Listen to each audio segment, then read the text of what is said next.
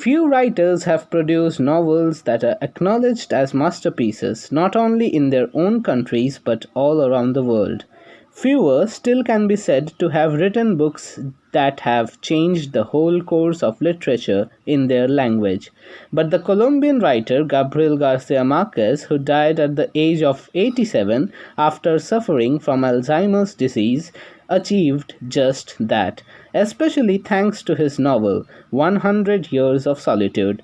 Since its publication in 1967, more than 25 million copies of the book have been sold in Spanish and other languages. For at least a generation, the book firmly stamped Latin American literature as the domain of magical realism.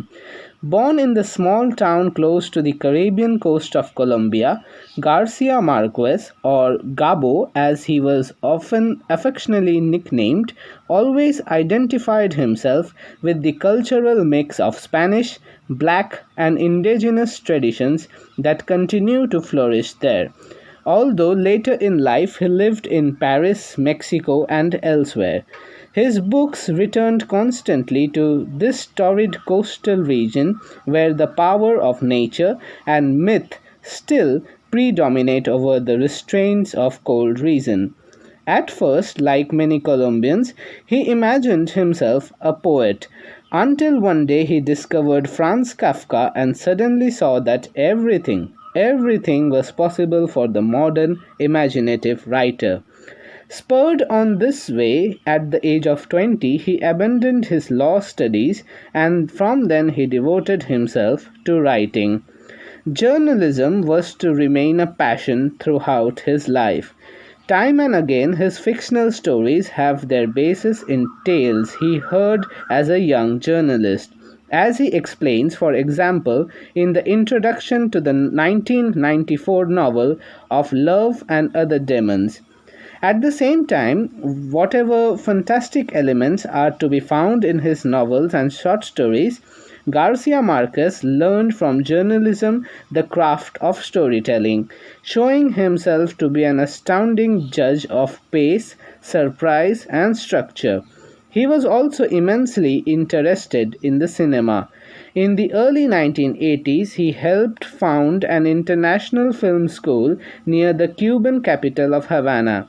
In 1994, he used some of the huge royalties his work had brought to him to set up a school of journalism back on the Colombian Caribbean coast. But it is as a writer of fiction enjoyed by everyone, from untutored readers to academics in universities around the world, that Garcia Marquez will be remembered. By the mid 1960s, he had published 3 novels that enjoyed reasonable critical acclaim in Latin America, but neither huge commercial nor international success. His 4th novel, 100 Years of Solitude, first published not in Colombia but in Argentina, was to change all of that. It tells the story of succeeding generations of the archetypal Buendia family and the amazing events that befall the isolated town of Mocondo, in which fantasy and fact constantly intertwine to produce their own brand of magical logic. The novel has not only proved immediately accessible to readers everywhere, but has influenced writers of many nationalities, from Isabel Allende to Salman Rushdie.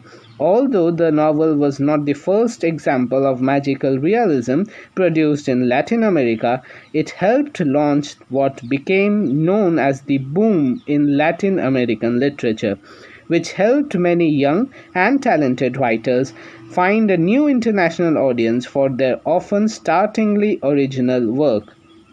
Garcia Marquez was also adamant that the writer had a public duty to speak out on political issues. His socialist views led him to consistently back the Castro regime in Cuba. Always outspoken in his public comments and in his journalism, Garcia Marquez could also be immensely generous and warm in the private life. In 1999, the writer was diagnosed with lymphoma or cancer of the immune system. The illness was to cloud his final years, requiring constant treatment.